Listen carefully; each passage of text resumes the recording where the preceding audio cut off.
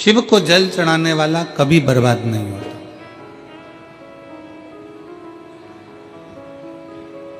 शंकर भगवान की स्तुति करने वाला कभी बर्बाद नहीं होता। शिव की भक्ति करने वाला कभी बर्बाद नहीं होता। कल भी कथा में कहा था, परसों भी कथा में कहा था कि ब्रह्मा ब्रह्म लोक में, भगवान विष्णु वैकुंठ लोक में। ब्रह्मा ब्रह्म लोक में, भगवान विष्णु वैकुंठ लोक में है। पर मेरा शंकर, मेरा ओगड़दानी, मेरा शंभु, मेरा त्रिकालदर्शी, कैलाशी, अविनाशी, मेरा शिव कहीं किसी लोक में नहीं, इस मृत्यु लोक में जहां आप और हम सदा विराजमान है, ऐसे लोक में मेरा शंकर विराजमान। अब आप पूरी कथा का स्मरण करेंगे, पूरी कथा में अगर आप स्मरण करेंगे तो आपको स्मरण में आएगा कि ब्रह्मा जी को कोई चिंता नहीं, भगवान नारायण को कोई चिंता नहीं, इंद्र को कोई चिंता नहीं, पर मेरे देव अधिदेव महादेव इस भूमंडल पर रहते हैं अपने परिवार के साथ में, अपने कुटुंब के साथ में, अपने पूरे इष्ट मित्रों के साथ में। तो मेरे भगवान शंकर अपने दुख से दुखी नहीं होते।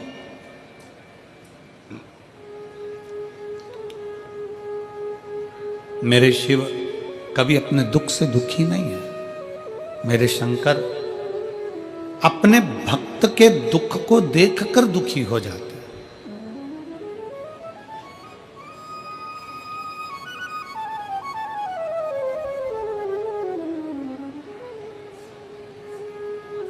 और मैंने तेरे ही भरोसे बाबा, तेरे ही भरोसे हवा बीच उड़ती जावागी बाबा, डोर तो छड़ी नावे में कटी जावागी। भोले मैं तेरी पतंग, शंभू मैं तेरी पतंग, हवा बिच उड़ती जावागी बाबा, डोर तो छड़ी नावे में कटी जावागी। भोले मैं तेरी पतंग, शंभू मैं तेरी पतंग। शिव कथा कर रही है, भगवान शंकर की शरणागति कर रही है, शिव महापुराण की कथा करती है, भगवान शंकर का चरित्र कहता, शिव कथा कर रही है, भगवान शंकर का पवित्र कथा वर्णन कर रही है। शिव खुद के दुख से दुखी नहीं है, शंकर भगवान स्वयं के दुख से दुखी नहीं। भगवान शंकर अपने भक्त का दुख नहीं देख सकते।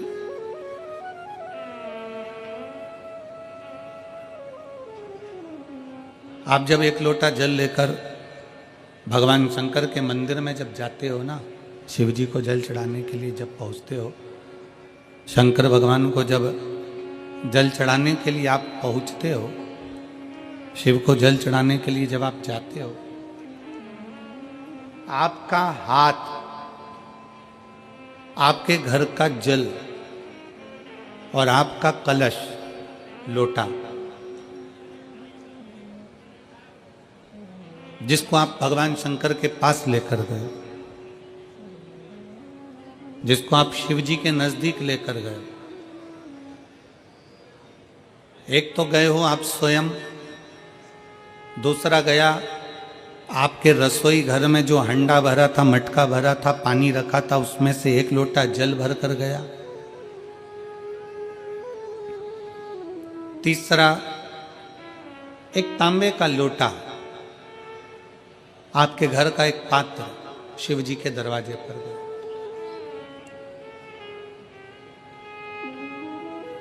स्वयं भी गए, जल भी गया, पात्र भी गया। शिव महापुराण की कथा कहती है, आपका चेहरे की दशा, हाथ जो जल चढ़ा रहा है उसका कंपन,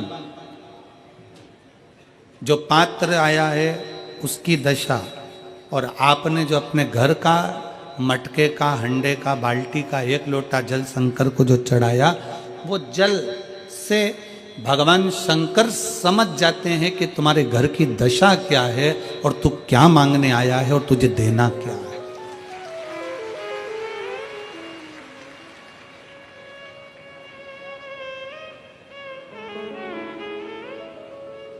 सब पानी का स्वाद अपना अपना है। हेडपंप का पानी, हापसी का पानी, बोर का पानी, उसका स्वाद अलग है। कुएं का पानी, उसका स्वाद अलग है। सरोवर का पानी, उसका स्वाद अलग है। तालाब का पानी, उसका स्वाद अलग है। समुद्र का पानी, उसका स्वाद अलग है। कुंड का पानी, उसका स्वाद अलग है। बारिश का पानी, उसका स्वाद अलग है। सब पानी का स्वाद अलग अलग है, और जो पीने वाला है वो बता देता है कि यह पानी अपने घर का नहीं है, ये जल अपने घर का नहीं है।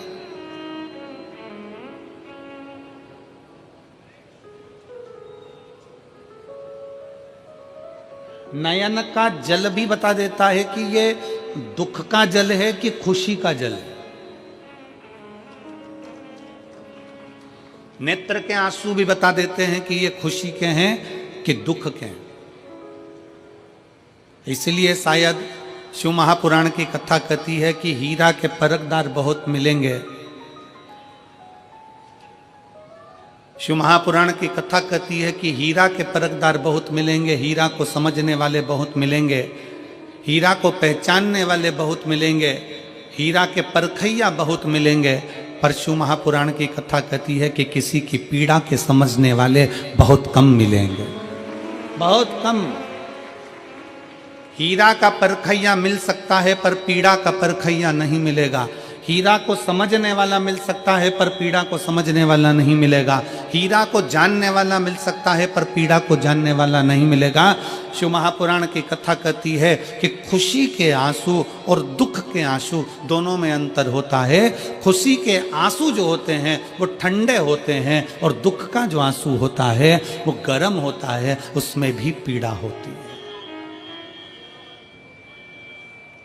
उसमें भी पीड़ा होती है।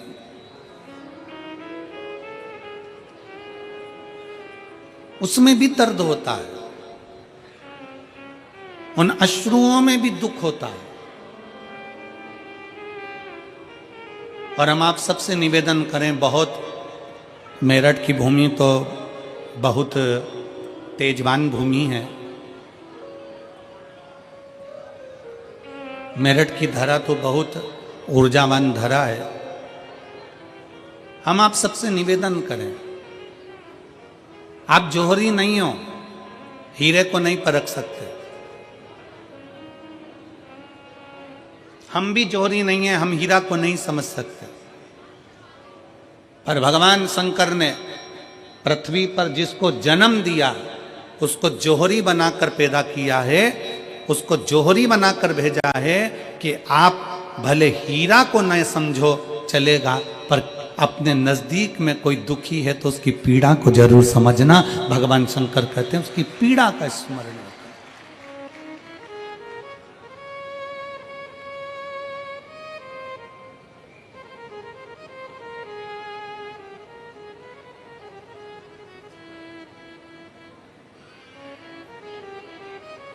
हीरा को समझो ना समझो पर पीड़ा को जरूर समझिए, किसी के दर्द को जरूर समझिए, किसी के दुख को जरूर समझिए, किसी की तकलीफों को जरूर समझिए।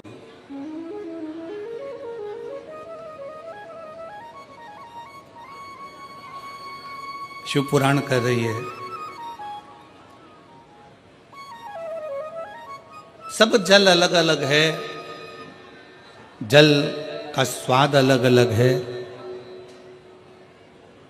उसका गर्म ठंडा भाग अलग अलग है। उसी तरह जब हम भगवान देवादिदेव महादेव को जल चढ़ाने के लिए जाते हैं, भगवान शंकर के मंदिर में पहुंचते हैं, शंकर भगवान को जब 1 लोटा जल चढ़ाने के लिए उनके करीब में पहुंचते हैं, और जब हम दिल से उसको पुकारते हुए, भले हम कुछ ना कहें, कुछ भी ना बोलें, हम अपने मुख से एक शब्द भी ना बोलें, तो भी तब हम भगवान शंकर को श्री शिवाय नमस्तुभ्यम कहते हुए जब जल समर्पित करते हैं तो भोले बाबा समझ जाते हैं, मेरे शंकर समझ जाते हैं कि ये क्यों मेरे दरवाजे पर जल चढ़ाने को आया है, ये क्यों पहुंचा है मेरे पास में, ये क्यों आया है, इसको क्या चाहिए, ये क्या लेने के लिए आया है, क्यों पहुंचा, किस लिए आया।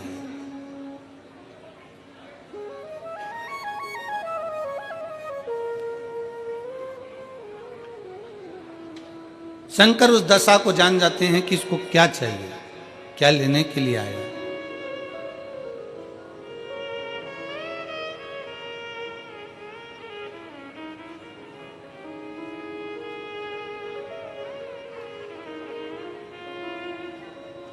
रोज शंकर के मंदिर में प्रतिदिन जाने वाले को और एक और चीज अपने स्मरण में रहे, अगर शिव के मंदिर नहीं जा सकते तो अपने घर में जो शिवलिंग है उस पर जल चढ़ाओ।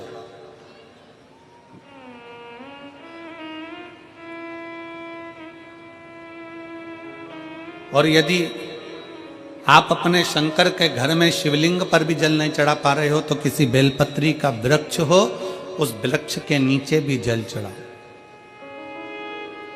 और कभी मौका मिल जाए, कभी भगवान शंकर की बड़ी करुणा हो जाए, भगवान शंकर की बड़ी उदारता हो जाए, भगवान शंकर की बड़ी कृपा हो जाए, बड़ी कृपा हो जाए, भगवान शंकर जिस दिन तुम्हारे ऊपर बहुत बड़ी कृपा कर दे, किसी सोमवार को 3 नियम बना लो।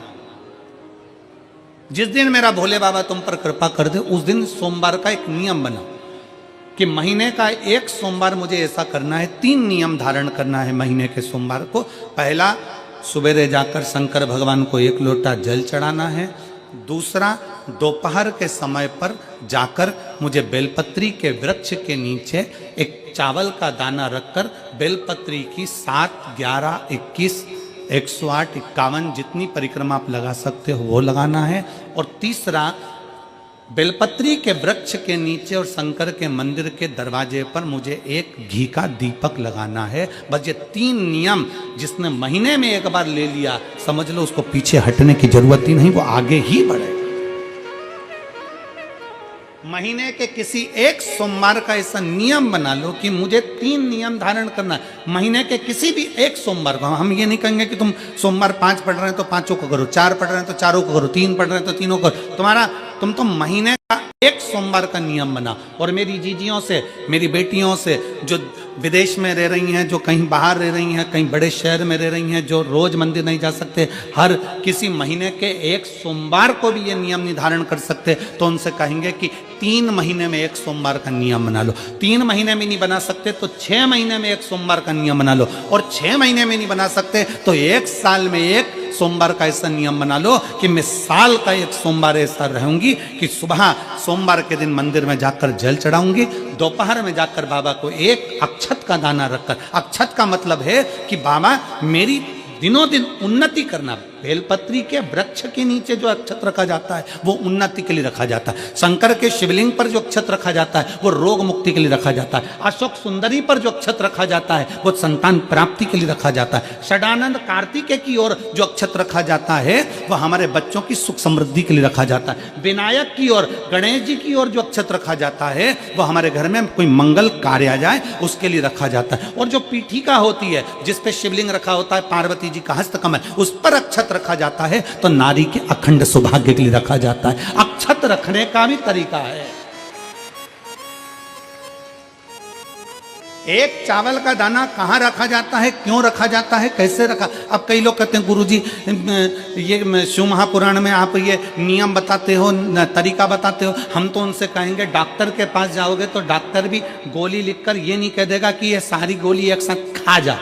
डॉक्टर भी कहेगा ये गोली सुबह खाना है, ये गोली शाम को खाना है, ये गोली दोपहर में खाना, ये गोली भूखे रहकर खाना। बोलो सही है कि गलत है। ये रात्रि को खाना खाने के बाद खा लेना, ये खाना खाने के पहले, ये नाश्ते के पहले। और सुनो ये दवाई, ये वाली पीछे वाली जो दवाई लो ना इसको दूध से लेना, ये वाली जो दवाई लो ना इसको पानी से लेना। और सुनो ये डब्बी है इसको पानी में मिलाकर फिर पीना। दवाई लेने का भी तरीका है। उसी तरह शिव महापुराण में एक एक अक्षत का भी तरीका है और एक बेलपत्री का भी तरीका है। अब मान लो कई लोग कहते हैं गुरुजी आप ये तरीका बताते हो शिव पुराण के माध्यम से, कई लोगों के मन में संशय जागता है, तो अगर हम एक साथ चावल चढ़ा दे तो उसका क्या तरीका है? तो हमारा निवेदन है डॉक्टर जो दवाई ले एक ही बार में निपटा जाए, एक ही बार में खा ले। दवाई एक बार में पूरी खा गए असर नहीं करेगी, इसमें डॉक्टर का कोई दोष नहीं है, उसने तो बताया था ऐसे लेना ऐसे लेना। और तुमने मैं डॉक्टर साहब ने पूछा दवाई पूरी ली, शाम की दवाई भूल गई थी, सवेरे की दवाई भूल गई थी, ये दवाई भूल गई थी। डॉक्टर कहेगा हमने तो नियम बताया था, तुमने नहीं खाई तो असर कहाँ से करेगी? तुम असर कब करती है? जब हम पूजन के तरीके को जान जाएं, जब हम अर्चना के तरीके को जाएं। आप साल भर का एक सोमवार निकाल लो, 6 महीने का एक सोमवार निकाल लो, 3 महीने का एक सोमवार निकाल लो, महीने का एक सोमवार निकाल लो, अपने से दिल में बन जाए तो एक सोमवार ऐसा निकालो जिसके 3 नियम धारण हो। पहला, उसी सोमवार जिसको कर रहे हो उस दिन सुबह जल चढ़ाना। दूसरे, दोपहर के समय पर जाकर बेलपत्री के वृक्ष के नीचे एक चावल का दाना रखना और परिक्रमा बेलपत्र की जितनी तुमसे बन जाए, जितनी तुम्हारे शरीर की कैपेसिटी हो, जितना तुम्हारा शरीर चलते बन जाए। हम तो ये भी नहीं कहते कि तुम भूखे रहकर भगवान का भजन करो, हम कभी नहीं कहते। हम तो यहां तक कहते हैं, हमारे पुष्टि मार्ग में यहां तक कहा गया कि वल्लभ कुल की एकादशी करो, भले बकरी जैसे चरो पर एकादशी करो। हम तो यहाँ तक कहते हैं कि बहुत समय से कल मेरी एकादशी है, एकादशी है, एकादशी है, एकादशी है, पूरे घर को हिलाकर रख दिया, एकादशी है, एकादशी, एकादशी है। बहू टेंशन में, बेटा डिप्रेशन में, पति पपीता ला ला के, सेव फल ला ला के, मूंगफली का दाना ला ला के, काजू कतली ला ला के, सेव फल ला ला के, और सारा सामान साबूदाना और खिचड़ी और ना चिप्स ना जाने क्या क्या ला ला के, बेचारा पति एकादशी आती है वो नौमी से चिंता में पड़ जाता है।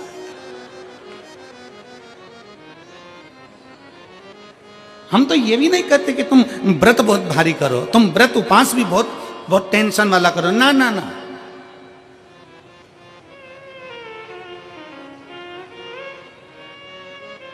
अपने को व्रत उपास भी इतना बहुत बहुत भूखे रह रहे हो, बहुत प्यासे रह रहे हो, और मालूम पड़े कि भगवान हमें मिलेगा, भगवान हमें मिलेगा। भगवान कहता है कि देख भाई, मैं भी भूखा नहीं रहता, तू भी भूखा मत रहे, मैं भी चकाचक रहता हूँ, तू भी चकाचक रहे, मैं भी अपने। और भगवान शंकर तो ये भी कहते हैं कि अपना परिवार भी मत छोड़ो। मेरे पास में पार्वती भी, एक ही देवता है जो विद फैमिली मंदिर में बैठता है।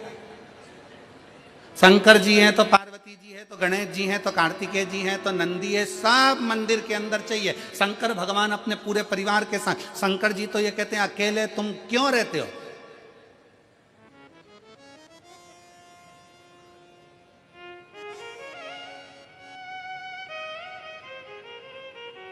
शिव जी की एक बात अपने ध्यान में रखना, कितनी सुंदर बात है शंकर भगवान की, बहुत ध्यान में रखिएगा। भगवान नारायण ने भगवान शंकर का भोजन रखा, विथ फैमिली आए। ब्रह्मा जी ने रखा, आए। इंद्र ने रखा, आए। एक दिन कुबेर को अहंकार आ गया और कुबेर ने मन में सोचा कि मेरे पास में इतना वैभव है, इतना धन है,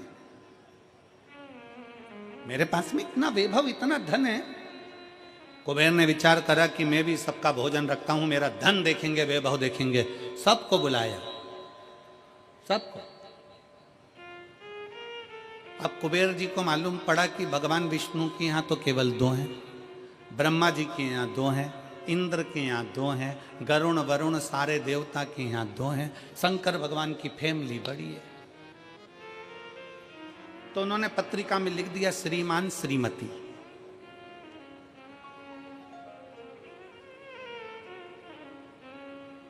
केवल 2।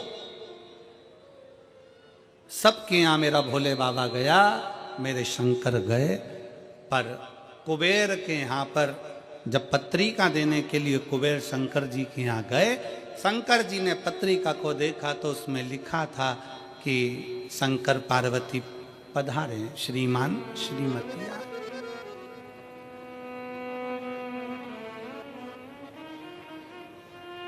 कुबेर कौन? एक चोर शंकर जी के मंदिर में चोरी करने के लिए गया। अंधेरा बहुत था, शरीर का कपड़ा उतारकर त्रिशूल में लपेटकर आग लगाकर उजाला कर देख रहा था। शिवरात्रि का दिन था। शंकर जी खुश हो गए और शिव जी ने वर दे दिया, तूने आज शिवरात्रि के दिन मेरे मंदिर में प्रकाश करा है, मैं तुझे कुबेर का राज्य देता हूं। कुबेर नीचे बैठेगा और तू कुबेर के सिंहासन पर बैठेगा। कुबेर की कुर्सी एक चोर को दे दी। अब चोर कुबेर बनकर बैठा है और उस चोर के मन में या अब जिसने तुझे कुबेर बनाया था तू उसको भी फैमिली बुला लेता, पर उसको भी नहीं बुलाया।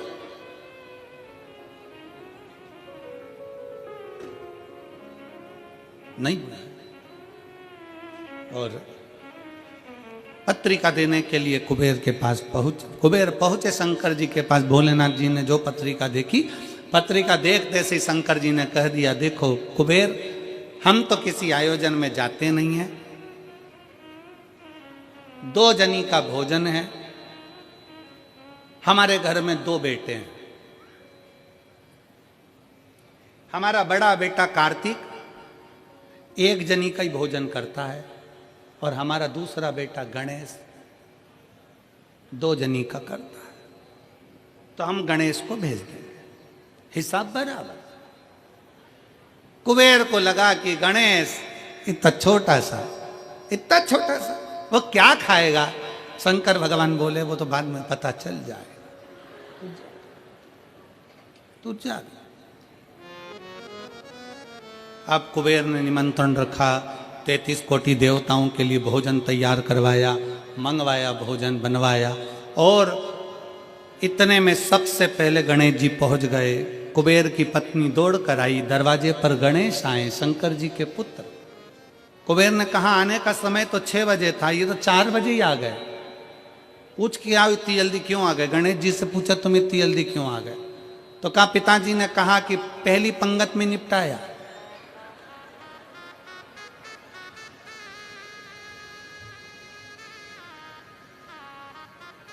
या तो पहली पंगत या आखिरी पंगत, इन दोनों को फायदा रहता है और इन दोनों को नुकसान भी रहता है। जाओ चले जाओ। अब गणेश जी ने कहा कि तो इतने में पत्नी बोली कि अच्छा है पहले आ गए तो अपन खिला के फ्री हो जाएंगे, चलो बिठाओ। आसन लगाया, बिठाया। गणेश जी महाराज ने जो खाना चालू करा, जितना 33 कोटि देवताओं का बना था गणेश जी पूरा की पूरा खा गए। पत्नी चिल्ला कर बोली ये तो अकेला ही पूरा खा गया। कुबेर जी बोले तो उसमें क्या दिक्कत है, मैं कुबेर, मेरे घर कमी है क्या? भंडारे खोल दो सारे। भंडारे खोल दिए, ला कर गणेश जी को देते गए। कुबेर के खजाने में भी भोजन खत्म हो गया। तब कुबेर ने कहा एक काम करो, दूतों को पृथ्वी पर भेजो और पृथ्वी पे से भोजन मंगवाना चालू करो। गणों को पृथ्वी पर भेजा, भोजन लेकर अंदर जा रहे थे गण। गणेश जी ने बुलाया, इधर आओ, ये चावल की बोरी कहाँ ले जा रहे हो? कि अंदर। क्यों ले जा रहे हो? पकाएंगे फिर तुम्हारे लिए लाएंगे। गणेश जी के आधा घंटा लग जाएगा, ऐसे ही रख दो, रखो यहाँ। सारी बोरियां वहीं रखवा ली, दाल चावल चना सब सूखा की सूखा निपटा गए। आन दो। कुबेर को चिंता लग गई, पत्नी आंखों से रोने लगी, इतने सारे देवता आएंगे क्या खाएंगे? कुछ भी नहीं बचा, नीचे भी नहीं बचा। देव ऋषि नारद आ गए, कुबेर से पूछा क्या बात है कुबेर? कुबेर कहने लगे कि मैंने भोजन सबका बनाया था, गणेश अकेले खा गए, उठ भी नहीं रहे, हमने 4 बार पानी पहुंचा दिया। हमने कहा पानी पी लो, तो गणेश जी कह रहे थे आधा भोजन होगा तब पीऊंगा। मतलब अभी आधा भी नहीं हुआ है। नहीं। नारद जी ने कहा शंकर जी के पास जाओ। भोलेनाथ जी के पास कुबेर पहुंचे, प्रभु गलती हो गई मुझसे, मैंने 2 जनी का लिखा था, औलाद को संभालने के लिए बाप का आना जरूरी है। मुझे नहीं, औलाद को संभालने के लिए बाप का आना जरूरी है, और बाप को संभालने के लिए उसकी पत्नी का आना जरूरी है। मुझे समझ में, मैं भूल गया। शंकर भगवान ने दुर्वा तोड़ी और दुर्वा तोड़कर कुबेर को दे दी और कुबेर से कहा ये दुर्वा ले जा, गणेश जी को दे देना। एक दुर्वा शंकर भगवान ने दी थी। कुबेर चलते चलते मन में विचार करे, इतना खाया है, एक दुर्वा से क्या होगा। ये जितने रास्ते में चलते जा रहे थे, जितनी दुर्वा मिलती जा रही थी, सब तोड़ तोड़ के रखते जा रहे।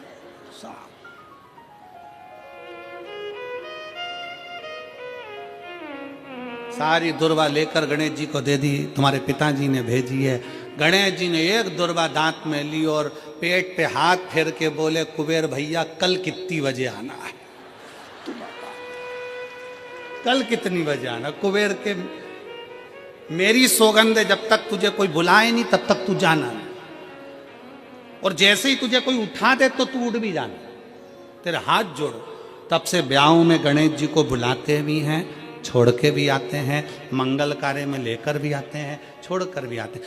33 कोटि देवता में केवल एक देवादिदेव महादेव एक ऐसे हैं, अगर उनको बुलाना है, शंकर जी कहते हैं कि मुझे बुलाने के लिए मेरा सारा परिवार आमंत्रित करना पड़ेगा, सारा परिवार आएगा, तो मैं अकेला नहीं, मेरे साथ बुद्धि का देव गणेश भी आएगा, तो रिद्धि और सिद्धि भी आएगी, षडानंद कार्तिकेय भी आएंगे, तो अखंड सौभाग्य देने वाली गौरा पार्वती भी आएगी। वो सब आमंत्रित,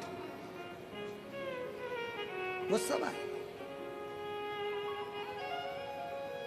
शिव जी कभी नहीं कहते कि तुम परिवार छोड़ दो, शंकर जी कभी नहीं कहते कि तुम घर छोड़ दो, शंकर जी ये भी नहीं कहते कि तुम बहुत घोर व्रत करो। शंकर जी तो कहते हैं कि खूब प्रेम से आराम से जो मिल जाए, समय समय पर जैसा जैसा मिल जाए। एक माता, एक भैया लड्डू बांट रहा था कल शाम को, तो एक माता लड्डू बांटते बांटते भैया ने लड्डू दिया, तो माता जी बोली है तो गुड़ का मेरे से खवाएगा नहीं, गजक है क्या? गजक है क्या? अब गजक नहीं थी उसके पास में, तो उसने कहा गजक तो नहीं है, तो वो चल दिया। इतने में पास में एक माता बैठी थी, उसने कहा गजक, अरे वो लड्डू ही ले लेती तो फोड़ के खा लेती, गजक का ही काम करती है। वो लड्डू भी गया, गजक भी गई, लड्डू भी गया और गजक भी गई। तो शिव महापुराण की कथा कहती है, मेरी बुजुर्ग बुजुर्ग माताओं से निवेदन है, मेरे बुजुर्ग बुजुर्ग पिताओं से निवेदन है, मेरी माताओं से, मेरे भाइयों से निवेदन है, अगर बच्चे कह रहे हैं मम्मी, ए मम्मी चलो बैठो साथ में बैठ के समोसा खाओ, माँ को ये नहीं, मैं नहीं खाऊं, मैं नहीं खाऊं, लिया चल ला बैठ तो मेरे पास में आ इधर। बुजुर्गों को भी समय की अवधि का ध्यान रखते हुए थोड़े बच्चों जैसे ढलना पड़ेगा। बुजुर्ग को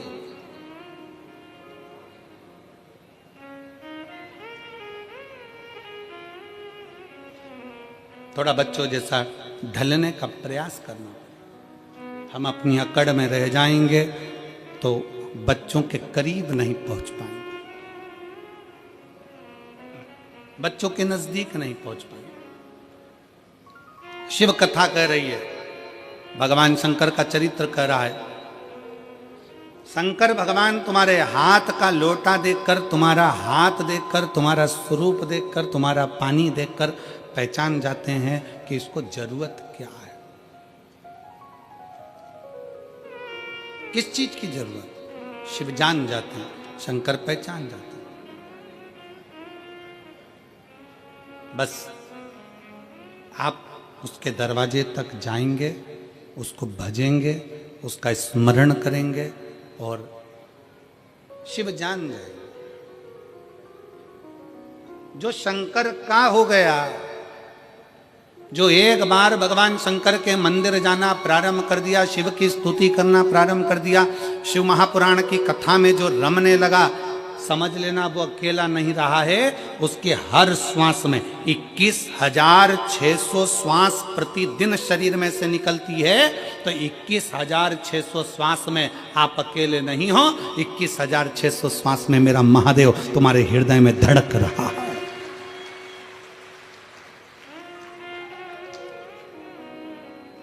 वो एक लाइन स्मरण में आती है ना,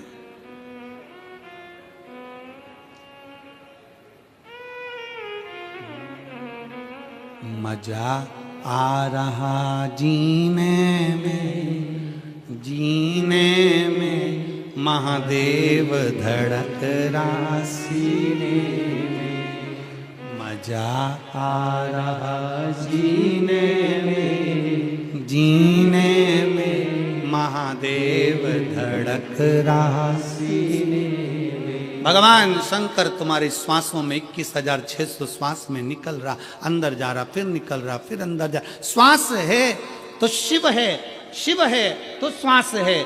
जिस दिन शिव शरीर से निकल गया उस दिन शरीर नहीं रहेगा, केवल शव बन जाए, फिर शरीर नहीं है। एक पत्र है,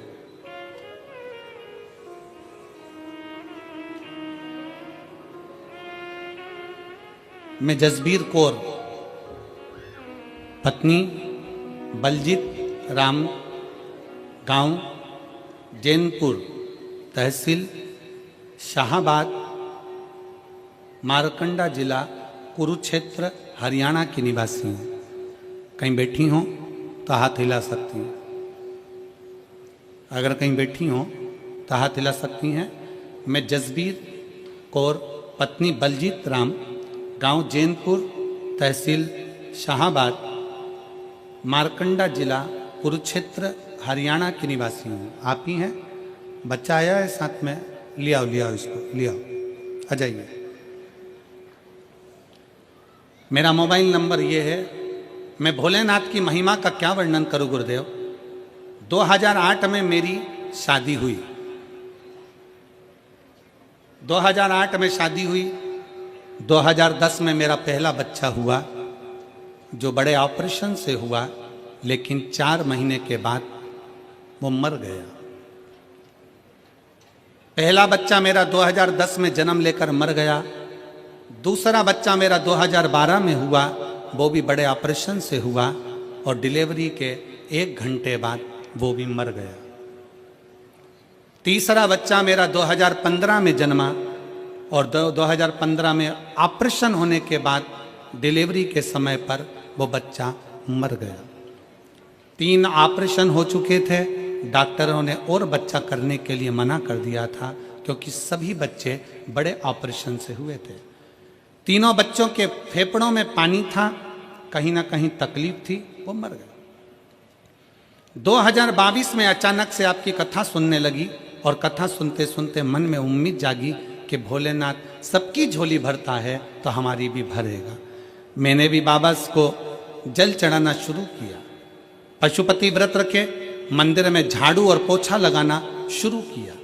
इसके बाद मेरा गर्भ ठहरा, और मेरे भटिंडा की 1 दिन तथा रेवाड़ी की 5 दिन की कथा पंडाल में बैठकर सुनी।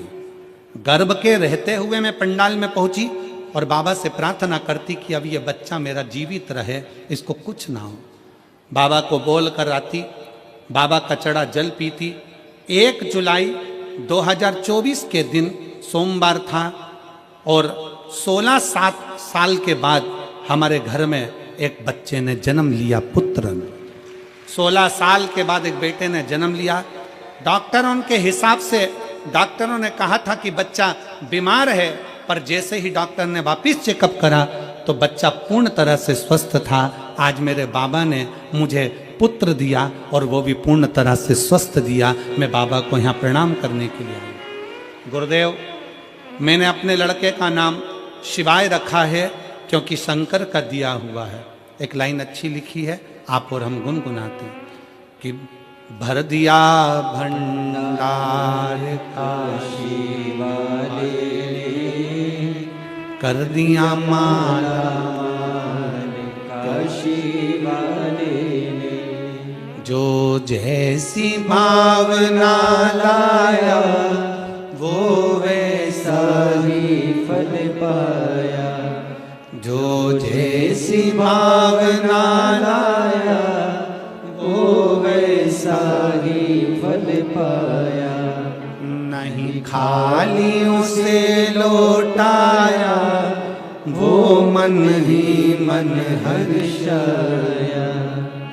कर दिया माला माल काशी वाले ने, लुटा दिया भंडार काशी वाले ने। 16 साल के बाद बाबा ने मेरी गोदी में संतान दी। 16 वर्ष।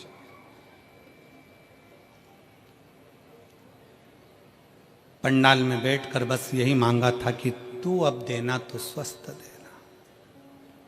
तेरी कृपा, तेरी दया, तेरी करुणा, तेरी उदारता कुछ कम ना हो। फिर निवेदन है मेरी मेरठ की जीजियों, मेरे मेरठ के जीजाओं, मेरी बेटियों, बेटाओं, माताओं, मेरे भाई बहन, ये कथा आज तो तीसरा दिन है, 4 दिन की और बची है। कथा जब पूरी हो जाएगी ना, जो कथा के पंडाल तक नहीं पहुंचे ना, वो बाद में पछताएंगे, सोचेंगे अपने नजदीक में तिजोरी खुली थी और हम हीरे बटोर नहीं पाए और खाली खाली हम बटोर नहीं पाए, हम खाली की खाली रहे। आ जाओ।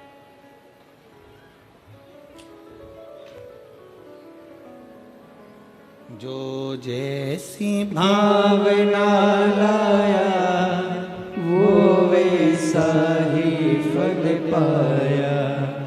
नहीं खाली उसे लौटाया वो मन ही मन हर्षाया।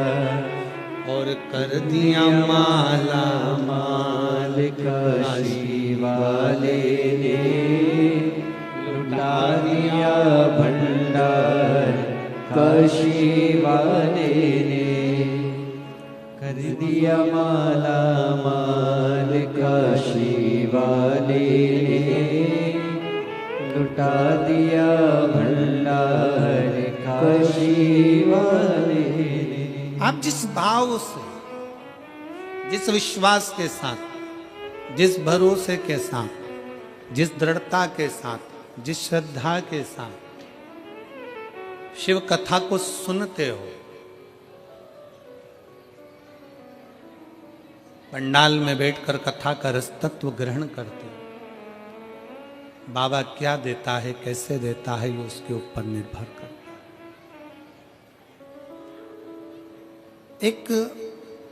कई लोग ऐसे मिलेंगे संसार में जो आपसे कहेंगे कि क्या करना शंकर के मंदिर जाकर, क्या करूं।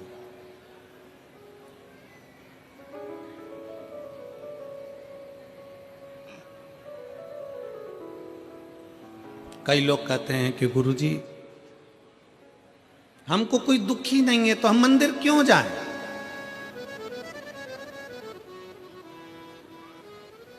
मंदिर क्यों जाया जाए, क्या करेंगे मंदिर जाकर। शिव महापुराण की कथा कहती है आप कितने भी करोड़पति हो, धनपति हो, वैभवपति हो, सत्तापति हो, पर एक बात याद रखना कि तुम्हारा धन, तुम्हारी वैभव, तुम्हारी सत्ता, तुम्हारा पैसा, तुम्हारी दौलत जिस दिन कहीं हॉस्पिटल में पड़े होगे, सारी दौलत तुम्हारी लॉकर में रहेगी, घर पर रहेगी। उस जगह पर केवल तुमने जो शंकर भगवान को 1 लोटा जल चढ़ाया है, वो जल तुम्हारा कल बदलेगा, वो बदलेगा।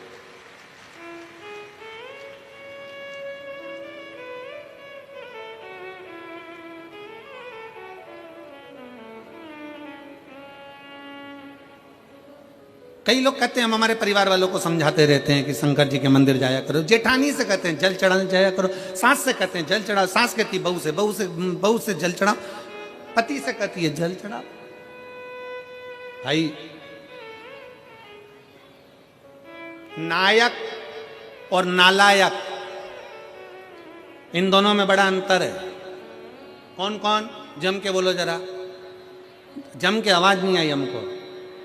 पहले नंबर पर नायक, दूसरे नंबर पर नालायक। नायक हमेशा दुश्मनों से लड़ता है और नालायक हमेशा अपनों से ही लड़ता है। नायक हमेशा दुश्मनों से लड़ेगा और नालायक अपनों से लड़ेगा।